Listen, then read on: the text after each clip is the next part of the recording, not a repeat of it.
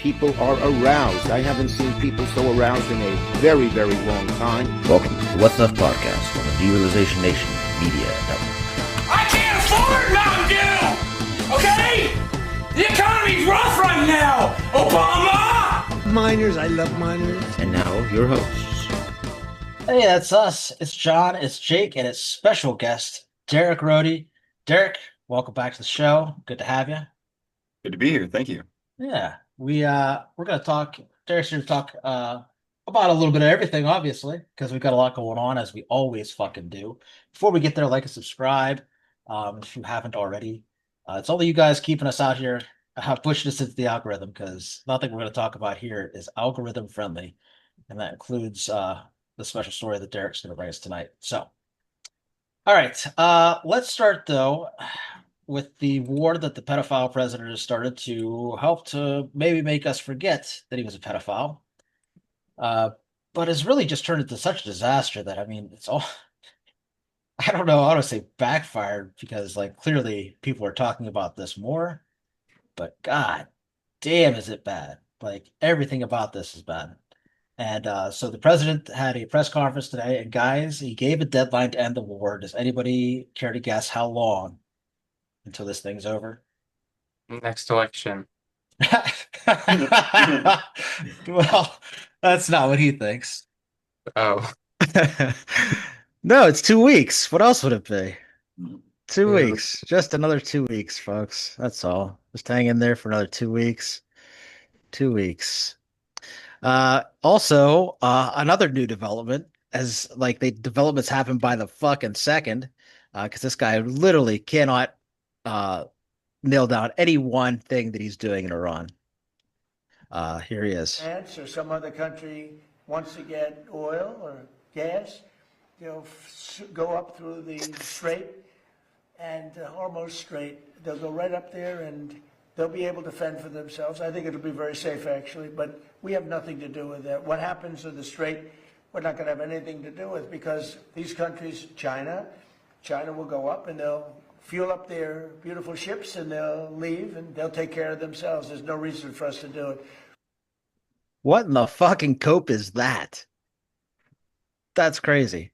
Is this just because like they're sending the ships through the Strait of Hormuz with or without him anyway? Like, just I don't know. I would call that maybe surrender. This was like his one stated goal yesterday, was to basically undo what he had done with the war and get the strait that was open before the war started back open. And today no longer seems to matter. Absolutely fucking bananas. But most of these countries, as Iran has said, is open to everybody else. So, you know, it's really like, it's not necessarily him like saying anything other than just like accepting reality, because it's basically a toll road. They're paying in Chinese yuan. He's just, you know, he's just accepting what is reality. Iran controls the Strait of Hormuz and he loses. So it says, get your own fucking oil. Meanwhile, China is out here working on a peace plan with Pakistan, who is one of the mediators of the thing. So again, China just, you know, doing what the United States used to do on the world stage and doing a better job of it.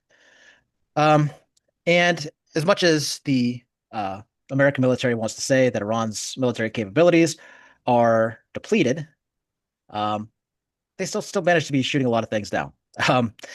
Lots of missiles are landing, lots of fires, lots of destruction. And not to say that the United States is not also doing the same thing. They hit a pharmaceutical company, they hit an orphanage, they hit a school. They're doing their damnedest to make sure that they commit a war crime just about every hour. They've also hit a desalination plant.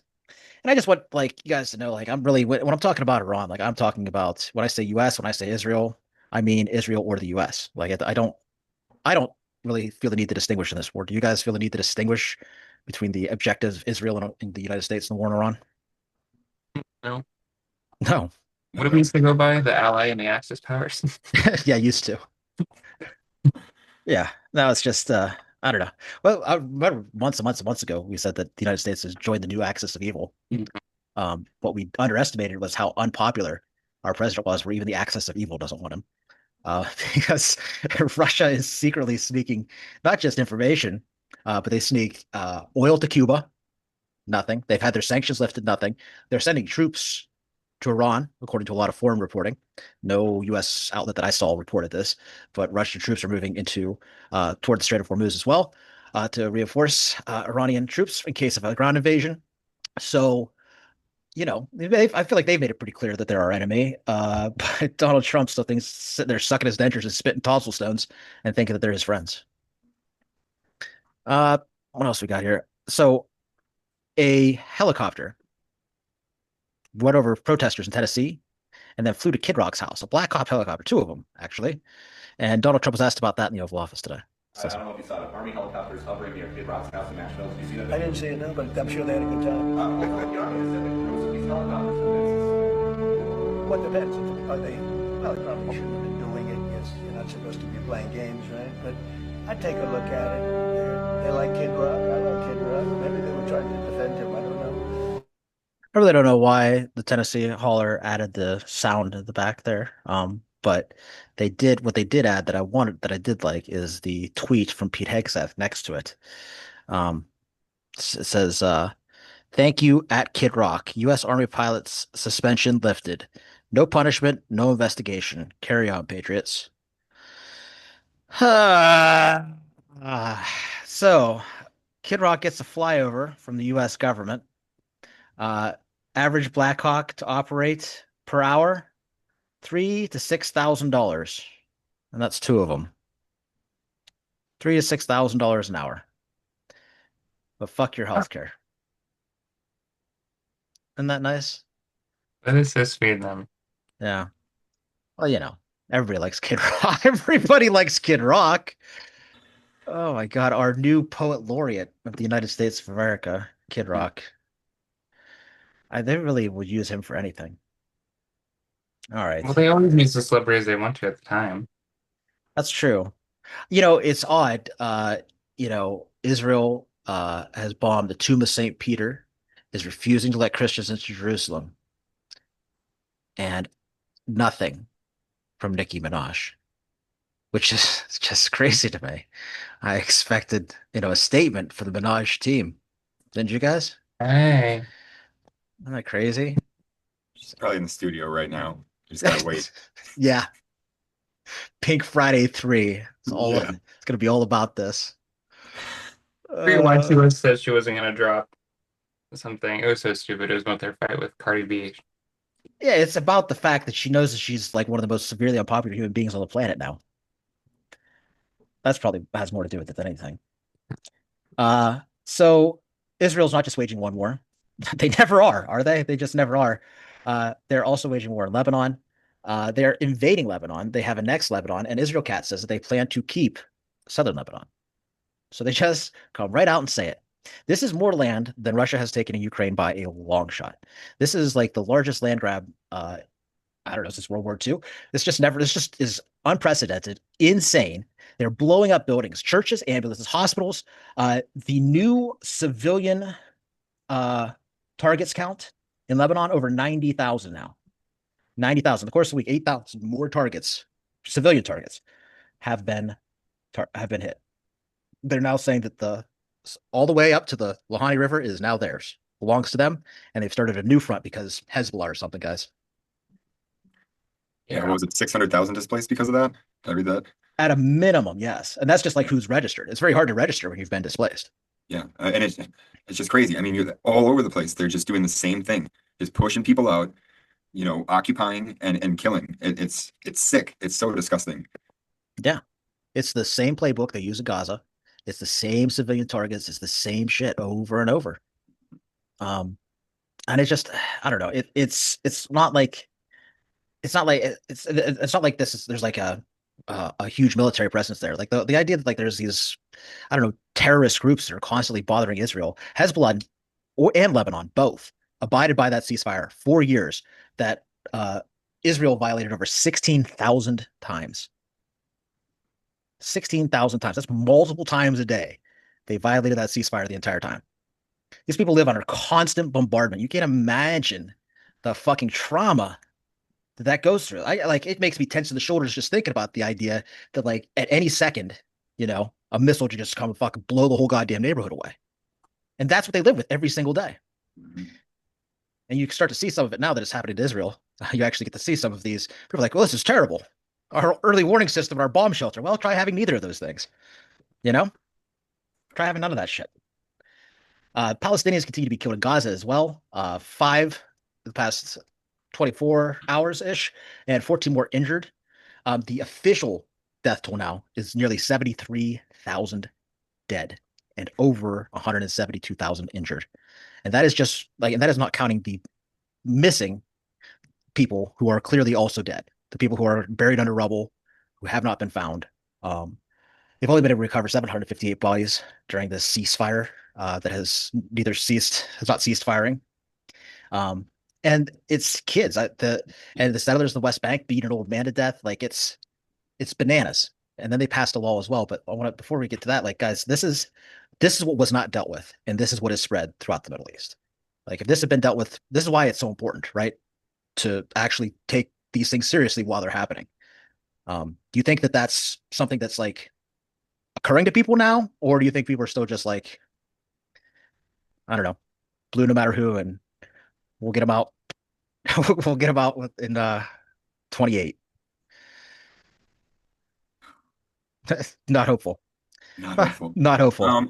I I don't know. I think really as sad as it is, what is coming to matter most is the gas prices.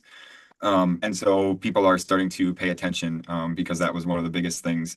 And obviously this is all about oil, and this is all about, him doing what he wants to do. And so I think that finally it's turning some heads to the point where it's getting to, they can't just say, well, when Biden was president, it was this. It's like, well, these are the things that he promised: no war and lower gas prices, and boom, boom. So people are starting to come around to that. But for the most part, I don't think people understand that it's also class. It's up and down, it's not left and right.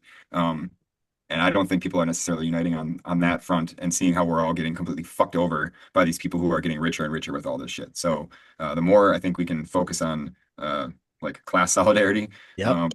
that's where it seems to be the most potential. But I see plenty of people still supporting this war. So who knows?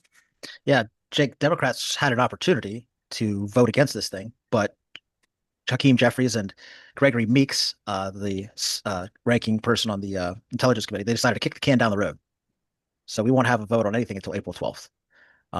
You think that like I think that like as much as it goes up and down, like there's people who are looking for this, but they're not finding it in the Democratic Party. You think there's any chance the Democratic Party picks up this obvious fucking basketball and lays it up? I mean, is there any chance, or are we just going to continue to just do this until they're all replaced? I think, unfortunately, we might have to wait until they're all replaced because we've seen so many of these softball lobs. Like, here's something easy you could do just to appease some people's minds, or like just help out a little bit, and they just kind of sit back. Yeah, I don't care. They don't The give a worse shit. it They're getting gets. paid the same. They don't give a shit. So No. I would just either get rid of them all, or like no one's actually working for us. no, we need a hard reset. Yeah, the worse it gets, I feel like the better it is. They feel like it is for them, and then they can just lean back and say, "Look how bad Trump is. Vote blue," and they don't ever do anything about it because that's what they're using to try to get us to come back to them.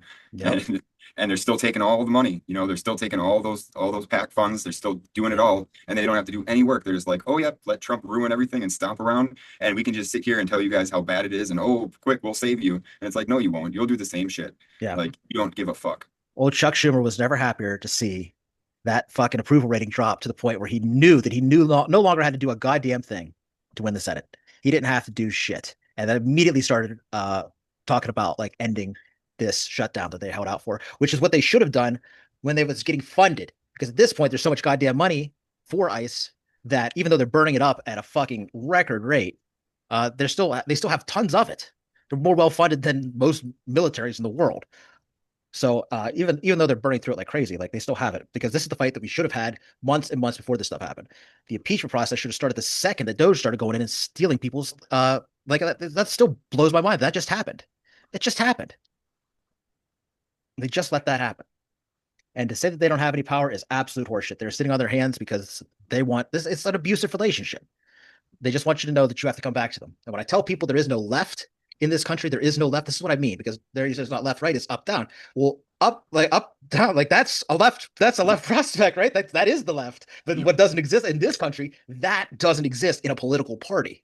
it only exists outside a political party. You see the growing number of independent candidates all across the country, and you see the idea that like people just are pissed, and then they're wasting their time. Do you condemn Hassan Piker? Like, what are we talking about even? Like, 99% of the people are finding out who Hassan Piker is in real time. Just like they found out about who Charlie Kirk was in real time when somebody took his neck. Like, these people don't know who these people even are. They're being told by the fucking media that this is what they have to get fucking upset about. Imperial Boomerang is not controversial. It's a fact. Who's Piker? What is it, Piker? Hassan Piker. He's a Twitch streamer. He's a real famous lefty Twitch streamer. Yeah. What happened to him? Well, the Democratic Party has decided that it is more important to attack Hassan Piker than it is to attack Republicans. So Hassan Piker, the thing that they always go back to is that he said that the United States deserved 9/11. And that was just basically, him. Like I said, the Imperial Boomerang is not a controversial theory. It's a reality. Keep fucking around and eventually you find out. Brad would probably disagree because he, was pointed out over and over again that we did it it's really not a boomerang. It's more of an imperial hammer to your self-hammer to the head. It was very emo-esque, but yeah. Yeah.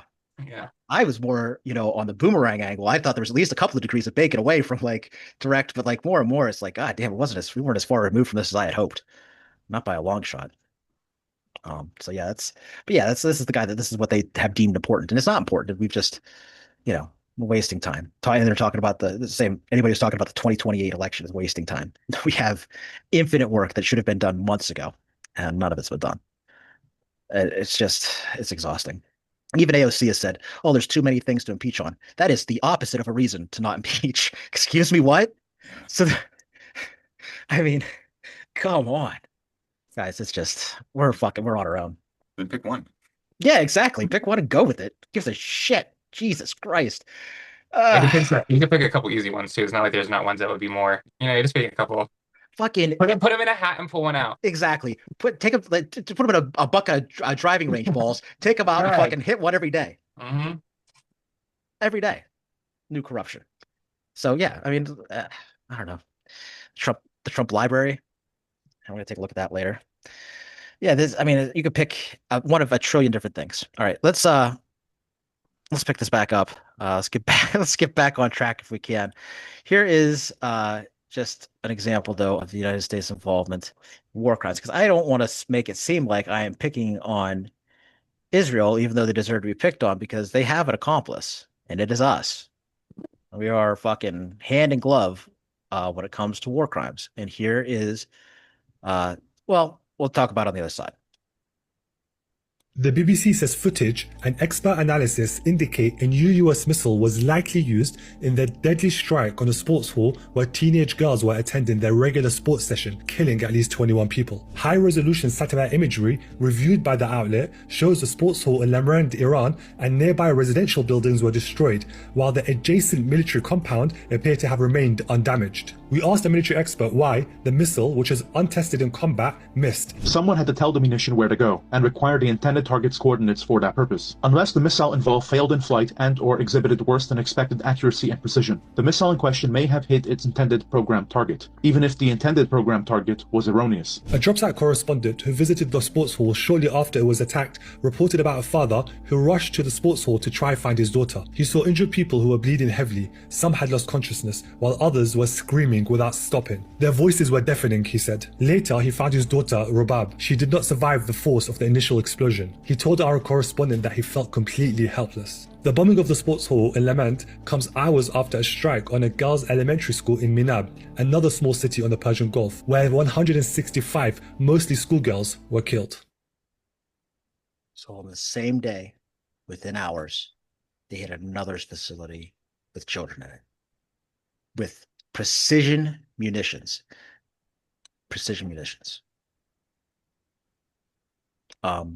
Hegseth and General Raisin Kane, and no, I'm not trying to be facetious. If you're watching from a foreign country, that is really the guy's fucking name. We're on TV talking about how great the military-industrial complex is. Literally. Praising the military-industrial complex. Not the soldiers, not the military industrial complex for how great these things are. And I have said since Gaza, they use this as a testing strip for their fucking weapons. And this was a weapon that had never been tested. And the most generous thing that you could say about it is they picked a spot that was feet away from a site full of kids, a site where kids were actively playing.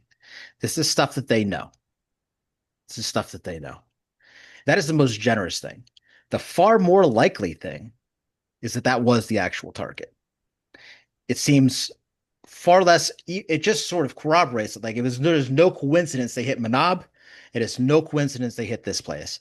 Am I losing my mind, or does that seem like the more logical thing to both of you?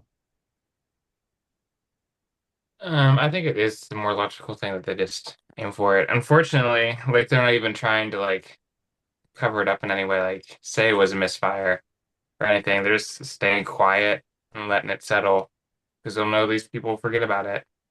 Yeah. Yeah, listening to Pete Hegseth has like the nutritional value of drinking a can of Pate, Derek, but he's always talking about the lethality of our weapons and such.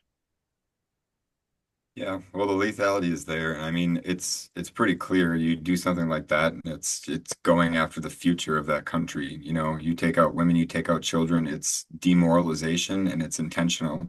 And there's no other reason that you do it. You know, it's not an accident. And Netanyahu has repeated those same sentiments all across that region, and it's again just no surprise. It's sick. It's disgusting. Yeah. Yeah. Then done with our tax dollars. Done with our tax dollars. That's the best part. Like we are, like it or not, like I sit here and sometimes people in the comments they'll get angry, upset. It's like I understand. I take responsibility for what I can. I recognize that this is my country, my money paying to murder your sons and daughters. And I'm sorry, and I'm trying. And that's all I got. But I mean, I said this months and months ago too. When the first time they started booing the United States national anthem at hockey games and such, it was a shock to me. I said, man, this is what it's like to like live in Russia. Like everybody hates you, but like you don't necessarily love what's going on either. But at the same time, like you get it. And I don't. That's everything we say about Hezbollah and Iran being a state sponsor of terrorism and Russia being imperialistic. Like all of those things are true about the United States of America. All of those things. We are the largest state sponsor of terrorism because we sponsor Israel. And even if you don't look at that, you've got Syria, ISIS, all of these things. We fund these things. And if the ones that we don't fund, we caused. We have directly caused these terrorist groups to exist. And you can't even really call them terrorist groups because it's not like, I don't know, they're not super active outside of being attacked. And that's not true about all of them, and some of them do. You had the American journalist captured in Iraq by a member of Hezbollah today. That is a war crime. That is not acceptable, and I'm not excusing it, but like the way that we talk about a desperate people trying to defend itself as though they're the ones who should take the moral high ground, as opposed to a country with a precision weapon who could very easily hit the target they wanted to, but chooses instead to murder schoolgirls. Like that's where the disconnect is for me. Funny how we always call resistance terrorism. Always. Yep. That's that class solidarity. They want to keep us, they have to keep us split. They have to make you think that you're on their side. All right, let's move real quick. For Brad's part, I've engaged the help of two old people. We've got two economists talking about what we're facing. So just in case you think that maybe I am a bit too pants on fire about what's about to come, I'm really just trying to tell you, I feel like maybe even I'm not being pants on fire enough. Here are a couple of economists. We are facing a real shock that is probably beyond what we can imagine at the moment. I would agree with that. I mean, I look at financial markets and I think there's some kind of cognitive dissonance going on. Do you think there is just a sort of blind optimism that somehow this is going to be over and the world will go back to normal and people are going to suddenly wake up? Or will it be a gradual realization that there are going to be really significant consequences? Well, maybe they're overly optimistic and determined to stay optimistic in the hope that the positive scenario will materialize and we will be back to normal in relatively short time, which is not what the technical experts are telling us in terms of capacity, extraction, refinery, distribution, because too much has already been damaged and there is no way that it can be restored in a matter of months. Most people are actually talking about years. What I think might also happen, because we've experienced it, is that you understand the actual consequences gradually as you read through the facts, the supply chain consequences, the kind of raw materials that is critically important for a particular manufacturing. I'll give you an example. Helium, which transits through the Strait of Hormuz, is critically important for microchips. Well, unless you figured that out, you're not certain that there will be instant or very relatively quick consequences on the cost of microchips because of the rarity that will result from not having available one of the raw materials. And I think this is a crisis where we are learning almost bit by bit, day by day, what the actual consequences will be, what countries will be most affected, what of the commodities will be the most in demand. And you're already seeing shortages in lots of countries. There's videos of like empty grocery stores in Australia, lines for gasoline. Not to defend people, but I will defend certain people who don't understand economy because that shit is so boring. That shit was so boring. I could give two shits, but like, yeah, I know it's gonna get bad, but like, God mercy, that is so dry to listen to. You know, like, how do you get someone excited about that? You can't. I think that's the key though, Jake, is like for them it's actually good if you don't get too involved in it and let them handle the machinations, you know what I mean? So I don't think they try to make it too exciting most of the time. It needs some flavor if you want anyone to actually Well, I found the two most bland people I could possibly find for you, and that was at like 1.5 times speed, so you're welcome. Oh my God, that was 1.5. Oh my Lord. Yep. So yeah, it is bad. You have world leaders saying that they can't sleep at night thinking about the consequences. It's not going to get better anytime soon. We are seeing it within my industry that I work in. Transportation is my field. So we're seeing it already. It's expected to get worse. And that doesn't even touch commodities, which are anything that oil makes. So plastics, resins, all that stuff. Up. And who's going to pay for it? Us. That's right. And who's going to make all the money? The same motherfuckers always make the money. Oil companies. Yep. All the oil companies making money. Even they talk about the price of microchips. Well, NVIDIA's happy to hear that. There's nothing wrong with that for them. Good. These inflated chips that nobody needs that they're selling will now be at a higher price. Fantastic. All right, Derek, let's go and talk a little bit about, we got the Epstein files, but the Epstein files have an origin story. And a lot of that origin story comes from the man who got Epstein the start in money, Les Wexner, right? And so there was the survivor, George Tonks, who interviewed with now problematic, possibly reporter Lisa Voel. But regardless, he gave his story raw and unedited to her. And you're going to give us the rundown, a little bit of the nuts and bolts of this. Yes. So, I had the time because I wake up crazy early in the morning. So it was between the two interviews, it's a little over 3 hours of interview. So quite a bit of material in there. A lot of it is, really unformatted, where George is just kind of laying out kind of his experience, right? And that's the first part of the interview. And then the second part is a little bit more formatted between the interviewer asking questions and kind of, I guess prompting some more in-depth conversation. So to start this off, given the nature of everything, I will do like a bit of a disclaimer here. Just being, I'm not like a reporter, I'm not an expert or anything like that. This is just me having had the time to go listen to this, trying to, share what I've learned and gleaned from this with everybody else. I don't know much personal information about, George, other than what they talk about during the interview. I know that they are a gay man. I don't know how he identifies now. So when I'm going through this, I'll try to refer to George as either George directly or they, just because I'm not sure right now how they identify. So anybody, and if I do go through this and there's anything that is problematic within my language, feel free to correct me either in comments or, you guys live if I'm, offline. Just like I said, I'm doing my best. And then there's also anti-Semitic statements littered throughout this whole interview. So These are not views I support, and actually not views that George supports either. It's just language that was used within the group of people that he discusses, or they discuss. So the warnings, trigger warnings, the briefings contain basically firsthand accounts of extreme child trafficking, torture, and rape conducted within, the Trump Epstein associated criminal enterprises. So, viewer discretion is advised if those are touchy subjects for you that you may not want to listen to. And then just going into it kind of as an overview, some of the primary players just to kind of, fill everybody in. So Leslie Wexner, everybody probably pretty much knows, but he's an American billionaire, businessman, and I love how they always have these things thrown in with these people. Political activist, principal shareholder of Abercrombie and Fitch, Victoria's Secret, Bath and Body Works, Licenza, and more. And then, between 1987 to 2007, Les retained Jeffrey Epstein as his financial manager, and then reportedly granted significant control of his finances, including power of attorney. So that's kind of how it ties into that through Les Wexner and Jeffrey Epstein. Another big name that comes up in this is Alan Kramer. That's somebody that George identifies. I don't have too much information. I was actually looking to see more about who this was. There's not too much available. But he is, kind of listed as an associate of Leslie Wexner and is implicated in all the same activities. So some of the major implications that go along with Kramer are like he's got this Egyptian artifact collection. There's a report to the Mexican embassy that is made on Alan Kramer by George and another person named Lance.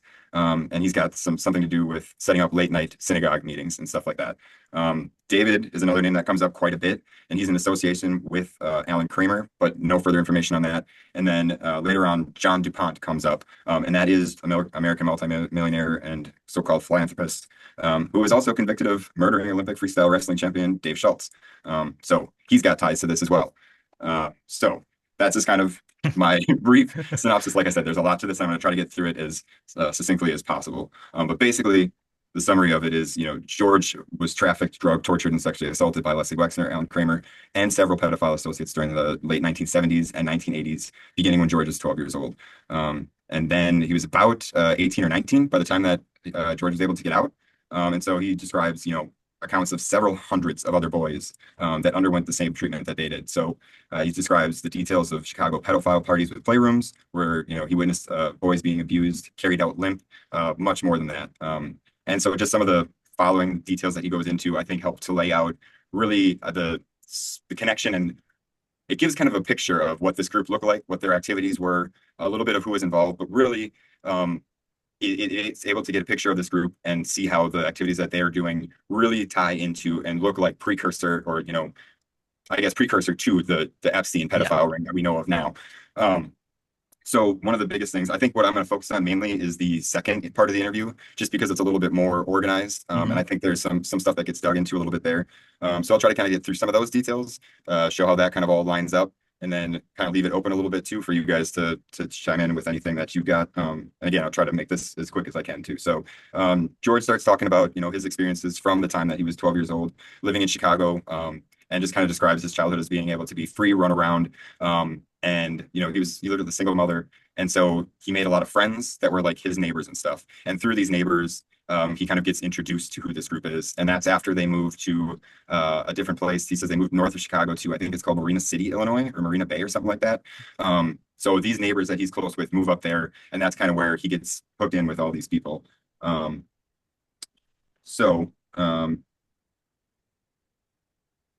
I guess just something of note is that the interviewer of George had spoken to people trafficked in the early 2000s, and that the interviewer had gleaned kind of as well that by 1970, all these techniques were already in place. And so this is also corroborating some of Sascha's story that we know about, and when compared to that time frame. So Sascha also has, we know kind of Sascha's story, and some of that also corroborates what George is saying here too. So it really is a lot of little pieces that wind up lining up to paint the full picture. But again, this points to Les being involved in this prior to Jeffrey Epstein being involved. And in fact, George recalls Les sending an email warning Jeffrey Epstein, as he had already experienced everything in the past with his time in Chicago. So just kind of jumping a little bit further into the future. One thing that George was, and again, this is more corroborating with Sascha's story, but George recalls that there were a lot of pilots within this group. So one thing they mention is that, there's always pilots within these groups of partiers and within these playrooms. And then it's mentioned that Sascha's father is a pilot. So there could be some potential, connection through that. Let's skip ahead a little bit. So another main area or topic that gets discussed is the filming. So within the apartments that he goes to in this North Chicago area, there's basically cameras. He finds recording equipment in the closets. There's a lot of tapes, and so there's just a lot of activity of recording that's being taken place throughout this time. Just and like also, Epstein.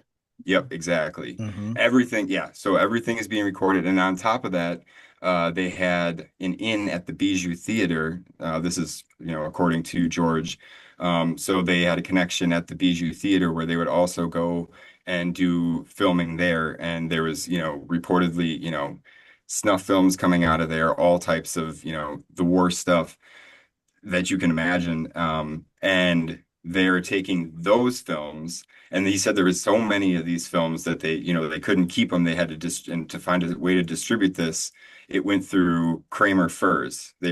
George recalls Kramer Furs being the place that they would take these tapes to, and that's where they would be distributed to their end places, wherever they were going to go. And that Kramer Furs is Alan Kramer. Yeah. So that's kind of that connection there as well. Basically, they were a child pornography mogul. Like they had this whole thing set up with the theater and the things.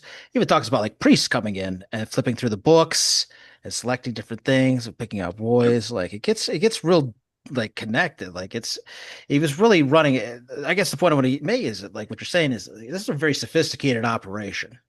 Yes. Right. Like you get the idea that like Epstein. And so another thing that's kind of like similar to what Sascha's saying, he kind of gives him Jeffrey Epstein more of a background role, as like he became a player, not this was something that existed before Epstein. Correct. And yeah, and so that, when I said too that there's some anti-Semitic stuff that goes on here, so this group called themselves the Jew Crew.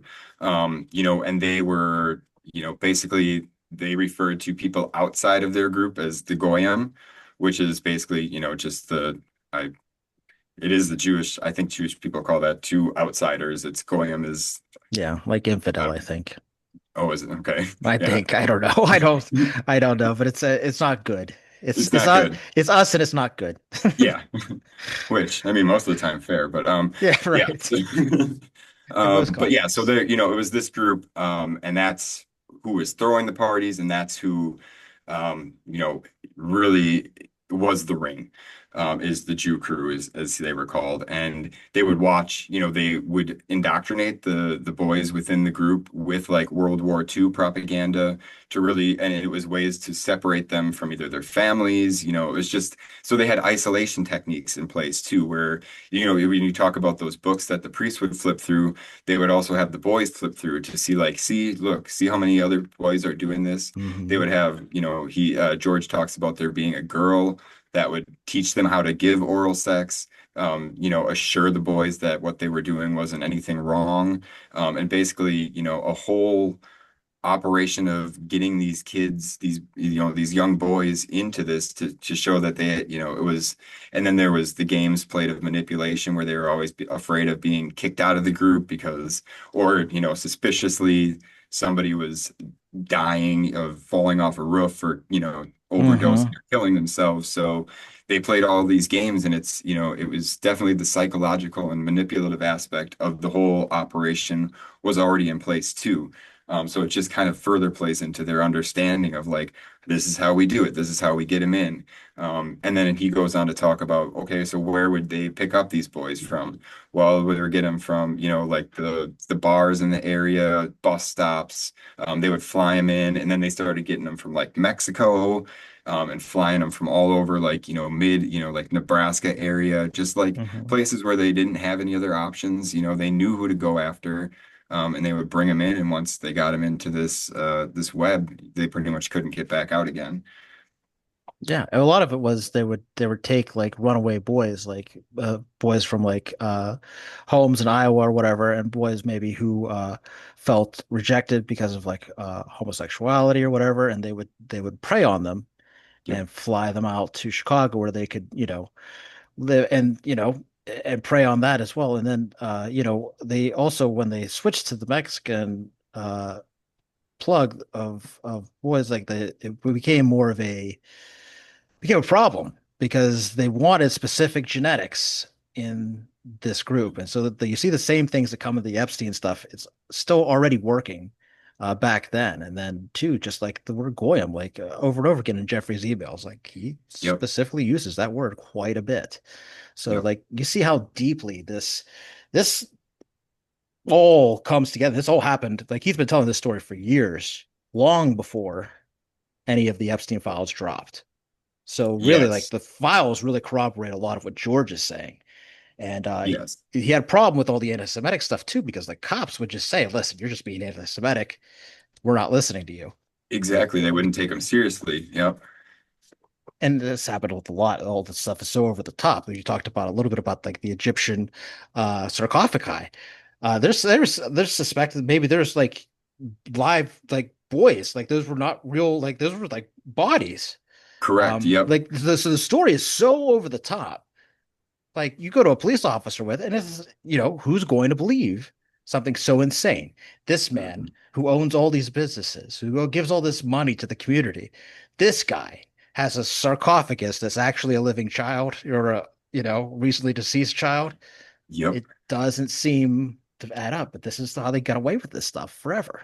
Yep. And I think something really important to note too is especially their collection of artwork and just their collections in general, because that's how they would become affiliated with these historical societies and stuff like that. And so, you know, because they would garner these large collections, and then that's how they would get people in, right? It'd be like, hey, do you want to come see my collection? And this is kind of a little bit of me theorizing, but also going along with kind of the way that George does describe it. So it's like they use these things to get people interested. And it's like, hey, come check this out. Where it's like, oh, I have a warehouse full of this, you know. I have an island. Also, exactly. And then also while you're looking through all these rare and exotic things, what do you think about these rare and exotic things? You know? And it just seems to be like their big money spending investitures into these collections are how they bring in, because you can claim it under some sort of high society like mindset, and then you just have that pathway and gateway right to, you know, right into it. Big so bonus tax write-off. Yeah. Tax write-off too. You know what I mean? Exactly. Right off. Big bonus. Yeah. That was something that really jumped out at me as just being a common theme among all, you know, just all those types of people. I mean, pedophiles and sociopaths in general, anyways. Yeah, it's a crazy story. You guys, we could talk about it for a long time, but I would encourage you to go to Substack, look up Lisa Vogel's. I'll actually put it in the show notes, but you can check out George's full testimony there. Listen to it. I think if I were going to say, if you only have time to listen to one, listen to the second one. Is that a fair? I think the second one is a bit more organized and easier. It easier to follow. Yes, exactly. Yeah. So if you only have time to listen to one, do that one. Yeah. Thanks, Derek. Jake, had you heard any of that stuff before? No, I have not. Crazy, right? It is. Yeah. And it's just, I don't know. It'd be different. It's also very, like, obviously we haven't, because why would they ever run stories like that? No, of course not.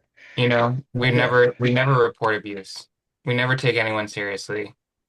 No, in fact, especially when it's pertaining to young boys. Like, for sure, they're never going to talk about that stuff in the news.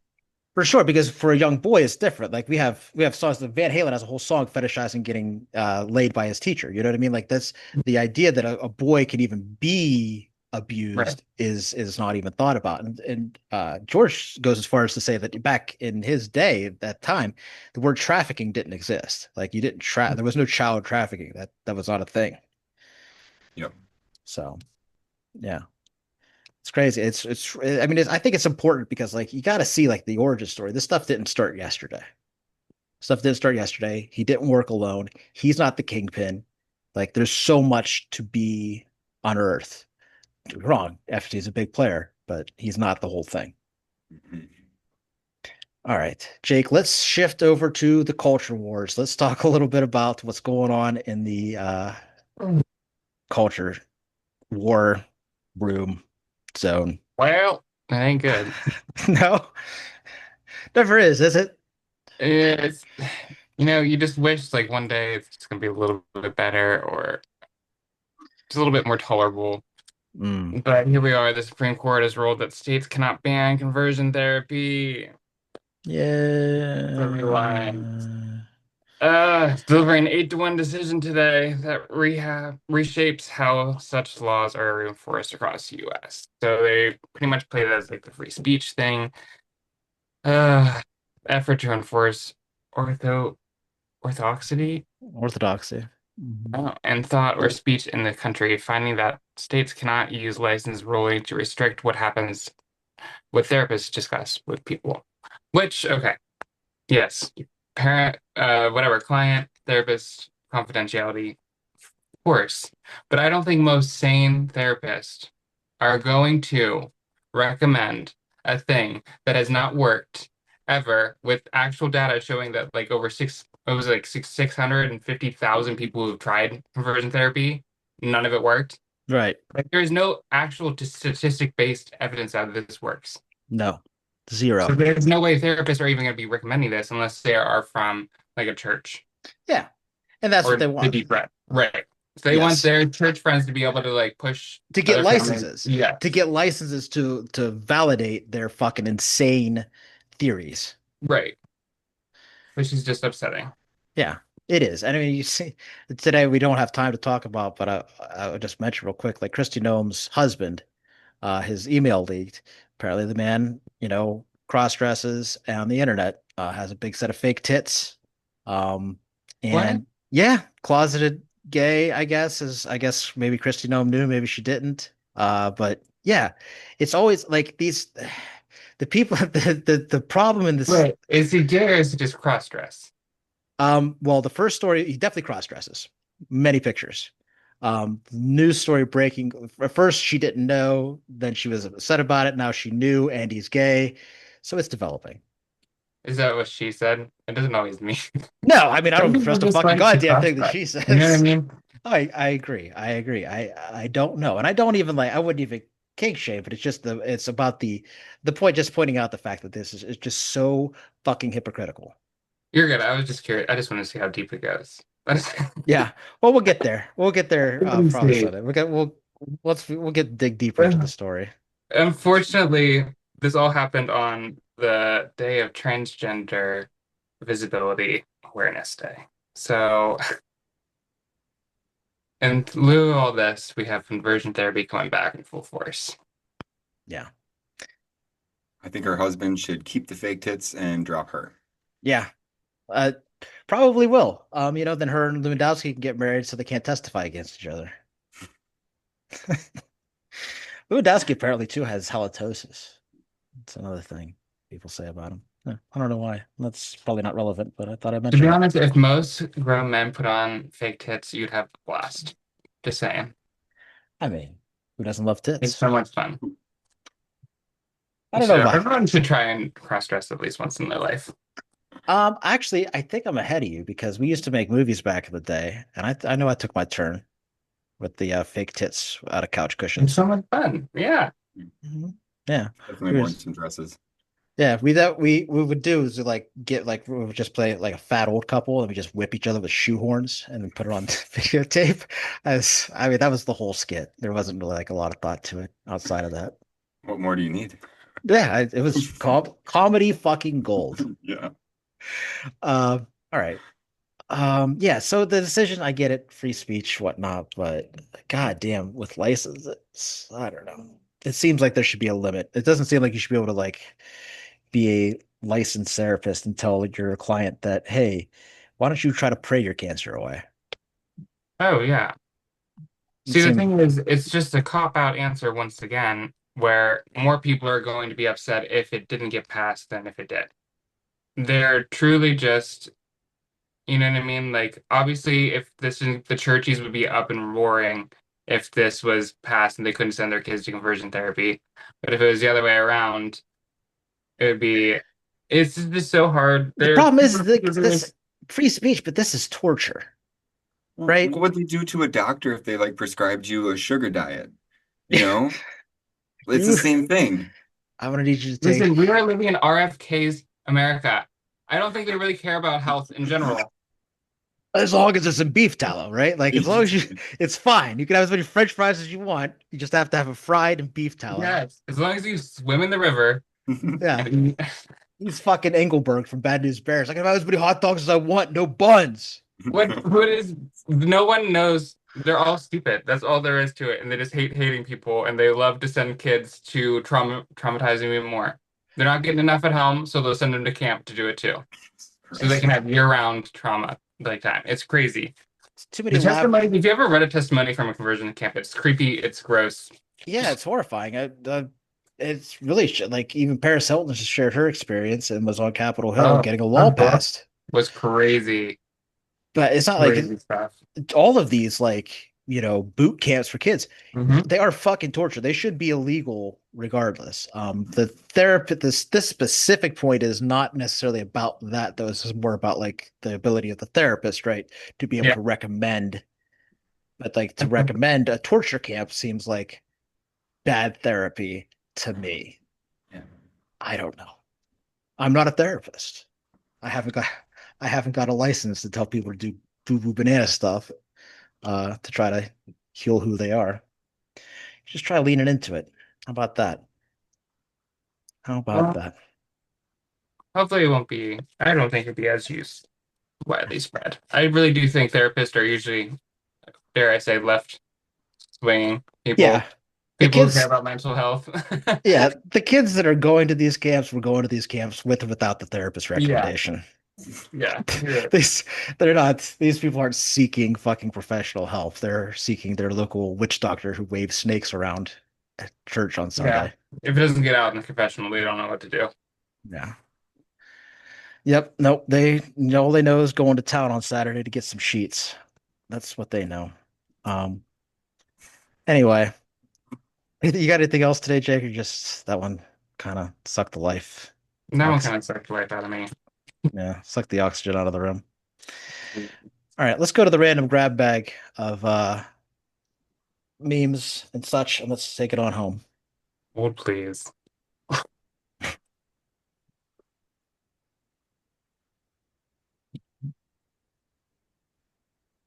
Eric Trump, still trying to get a hug from his dad, generated these AI photos of a potential Trump library. They are as gaudy and ridiculous as you would expect if you're listening. It's a tower. So clearly these people have never seen a fucking library. There's a golden statue of Trump in it. And in the lobby, there is a fucking airplane. That airplane from Qatar. Who has a statue like that? Is it Kim Jong-un? I don't know. He's got the fist upraised. It's looking a little like I don't know. It's halfway to a fucking Nazi salute, really. I feel like that's what they wanted to go with, but they couldn't. This is library as in books, right? Well, that's the thing. They asked Trump about that, Jake, and what you'll be surprised to find is that he doesn't like books. That's what he said. Right. He doesn't like books, libraries, or museums. So it'll be none of those things, actually. It'll be a hotel where he can make money. So all of these donations to the presidential library are simply donations to build him a new business to make money off of. So Grifty McGrifterson, again, pick a ball out of the bucket, take a swing. Anytime. Any fucking time. Take a swing. Just one swing. The exact opposite of a library. Yeah, no, it's live. I don't know why they put the fucking library on it. Eric Trump. Scene from Zoolander with this one. How are the kids supposed to read if they can't fit inside of it? Yeah, the same level of understanding is what's going on here. Eric Trump has still not received that hug. Let's move on. No, go ahead.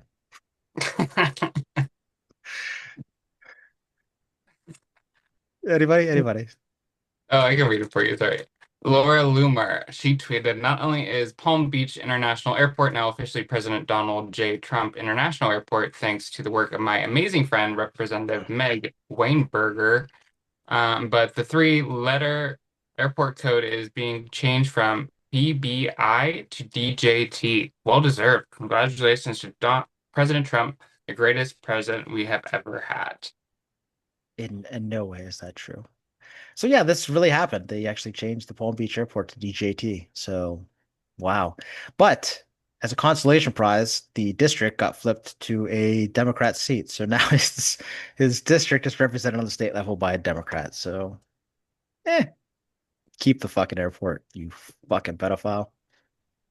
What's next? Mehdi Hassan, you want to read this one, Derek?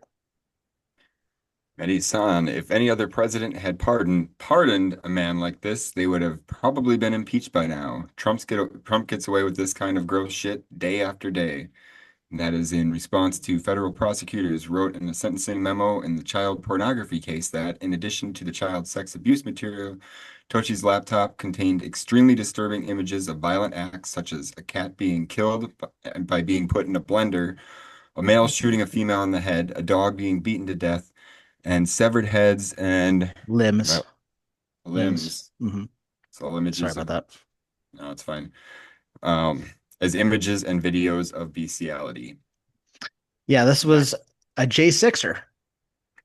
So one of the guys he just bragged about pardoning today in the Oval Office, this guy, NBC News reports, this guy had what was described as an extreme amount of child pornography. So, yes, congratulations to President Trump. Good news, everyone. The Department of War wants you to know that America's strength is undeniable. Our ships are more powerful. Our weapons are more lethal. Our warriors are armed to the teeth with everything they need to dominate and win. U.S. forces are well supplied with munitions. Operation Epstein Fury, Epic Fury. I feel like if you're well supplied, you don't have to tell people how well supplied you are. And it seems like every military expert on the planet seems to disagree with you. So maybe, just maybe, and I don't want to go over my skis here, it's possible that they're lying. Just saying. Wax. Yeah, very strange thing to talk about. Speaking of, so Kash Patel recently hacked director of the FBI. His investigation is falling apart. Tyler Robinson's defense team reveals that the bullet that killed Charlie Kirk does not match the alleged murder weapon, nor even the handwriting sample of the person who wrote "trans is bad" or whatever on the side of it. No, but seriously, the weapon does not conclusively match the bullet. So, congratulations to the FBI for losing another case, the one that they supposedly cared about. And congratulations to the world, because here we are yet again, getting a tweet from fucking Candace Owens. Where are all my neocons who have been overwhelmed by the non-existent evidence against Tyler Robinson? You should all be ashamed of yourselves. Hope the money was worth your soul. And the other part no one wants to discuss is that 7 sets of prints were found on the gun, which the bomb dogs did not find, which means it wasn't fired at all. I don't know what relation bomb dogs have to thumbprints. I don't think that's how that works. You can smell out a thumbprint. I don't know.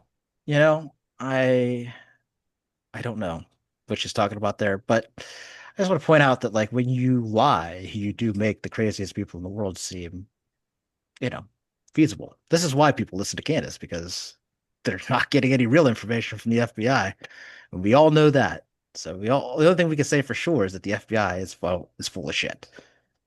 Full of shit.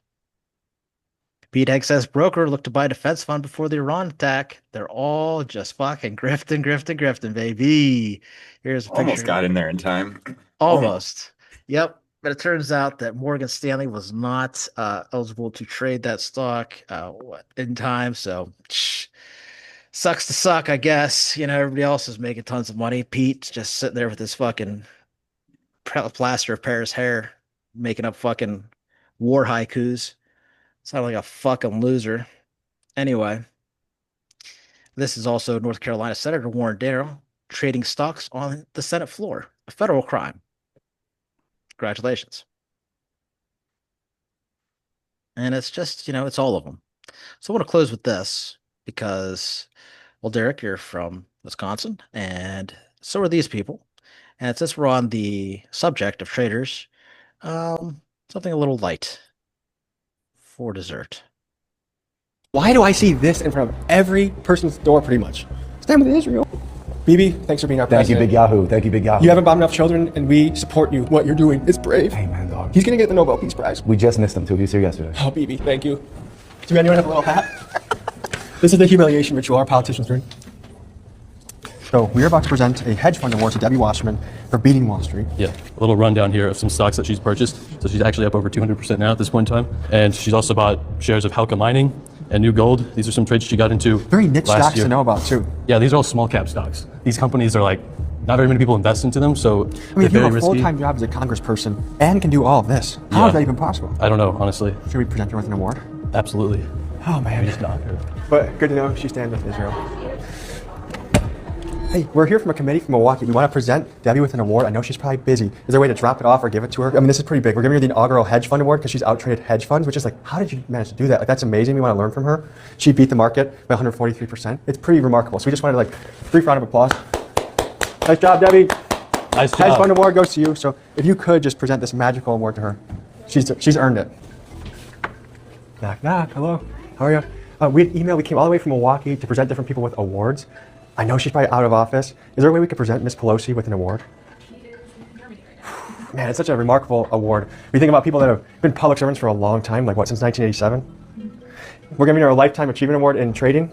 The return she's gotten, better than hedge funds for so many years, is so remarkable. And it's like, to do that as a public servant, it's like, you're working overtime for us, the Americans. Should we give a brief round of applause? So, oh, is it? Well, insider trading is not allowed either. So, Nancy, this one. Big shout out, Nancy. Is for you. Oh, another shocker. Beautiful. He's been in Congress like a year or two, 18 million in trade volume, and he bet against America on a small bear cap. And so he's earned this. He's the Bet Against America award. It is just, that's what a public servant that I elected, what I want them to be doing. So thank you, Tim Moore. I hope you put this in your office somewhere. 2 out of 3 Democrats, I'm telling you, these people ain't coming to save us. They stand with Israel. Is this where I bring up the peanut farm? Yeah. Yeah. Sure. Yeah. These people just in your face playing. They got to go. Well done. Well done. Mm-hmm. Milwaukee proud. That's for you. Yeah. All right, guys. Thanks for watching, listening, like, and share, subscribe, and thanks for being a part of the Derealization Nation. It means the world to us to have you guys here with us. So till next time, I'm John. I'm Jake. I'm Derek. That's right. And that's what's left. Anybody come up with anything catchy for this one? Live fast and eat ass. Hell yeah.